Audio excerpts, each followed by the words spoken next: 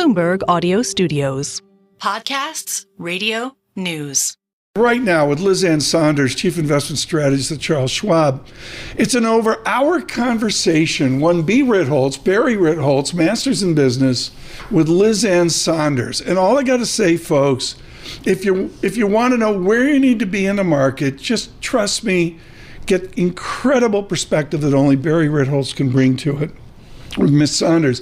And Ann, Barry had one question, which I just thought was it was just brilliant. I had tears in my eyes. Oh my God, this is a question I would never ask. So I'm stealing from Ritholtz, Ann, and it's simple. You've been at Schwab forever. You and I saw what Schwab invented. He's older. He's moving on. But the answer is Schwab continues with core values. What are those core values that have kept you at Schwab all these years? Well, we have it as, I guess, for lack of a better word, our tagline, but it's what we live, eat, and breathe every day, which is through clients' eyes. And having almost $9 trillion, essentially all individual investors, what is important to them is quite different from what is important, say, to an institutional community. So we always think of everything we do from the perspective of the individual investor. Do the individual investors show exuberance right now? A little bit, yes. I'd say the sentiment data more broadly is I guess on the frothier end of the spectrum.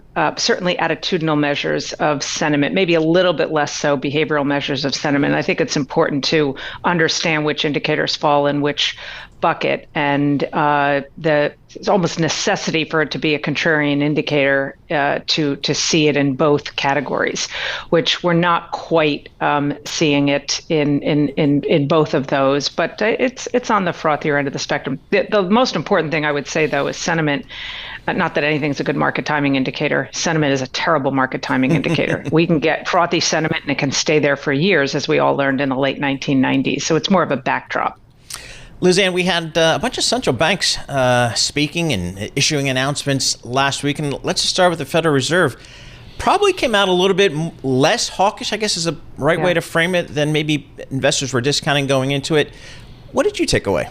So it was definitely on the more dovish end of the spectrum, particularly as it relates to the dots and the expectation heading into the meeting that we might see one of the three rate cuts come out of expectations per the dots. But I think what's more important is Powell continuing to push back on the notion that the dots represent some sort of policy path. They don't. They never have. And certainly in an environment where the Fed is data dependent and not on any kind of preset course, if the data changes, I think their perspective and things like probabilities in terms of the Fed funds future market could change. So at that moment in time, it was slightly more dovish, but the combination of their dual mandates I think has to continue to behave, or in the case of inflation, actually roll back over and start moving down again for rate cuts to start as soon as the June FOMC meeting. So given that backdrop, Ann, have you guys altered kind of your allocation here? Stocks, bonds, maybe alternatives? What's the Schwab call these days? Maybe how has it changed over the last several months? So we don't play the short-term sort of tactical asset allocation game by saying, above or below or percentages, because again, almost $9 trillion of client assets, what might be right for, some 25-year-old aggressive investor that inherited $10 million from their grandparents and doesn't need the money versus, say, a 75-year-old who is retired and needs to earn income on a nest egg that they can't afford to lose any component of. So entirely two different messages there. What we have continued to do, though, is focus on factors, even a little bit more than sectors. And we still think you want to stay up in quality. Momentum has been a dominant factor, but what's interesting is that's more of a concept than a factor. Momentum just says, it just says that stocks that have been working continue to work. What you can do, though, because a lot of comparisons are being made to the late 90s, momentum as a factor is doing well right now. That's the same thing happened in the 90s. But the actual fundamental factor that was most highly correlated to momentum in the late 90s was negative earnings.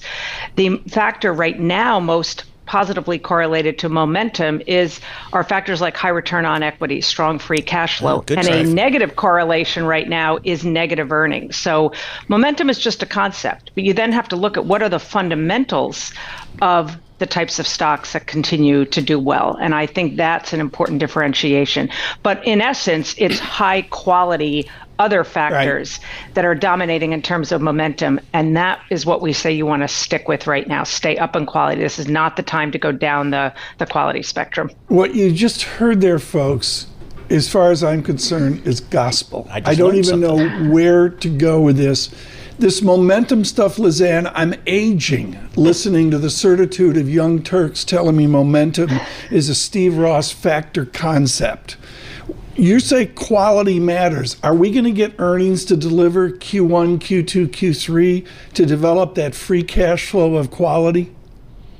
I think earnings estimates on a forward-looking basis maybe have some legitimacy, but probably only out a quarter or two. What we've seen in this sort of pandemic era, not as extreme as was the case a couple of years ago when you had a record percentage of companies that just withdrew guidance altogether. So estimates just became a total, dart throw because companies were saying, we have no idea, we're not going to try to guide. I think a lot of companies are using the environment as an excuse not to go back to the kind of precise quarterly guidance.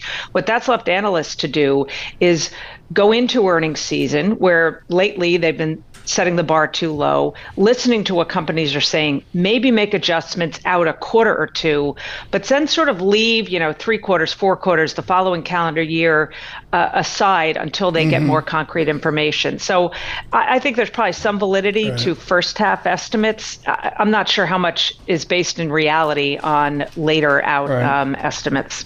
This was brilliant. Lizanne, too short a visit. Thank you so much. Ann Sonders with Charles Schwab there on factors and maybe an overwrought comment on momentum.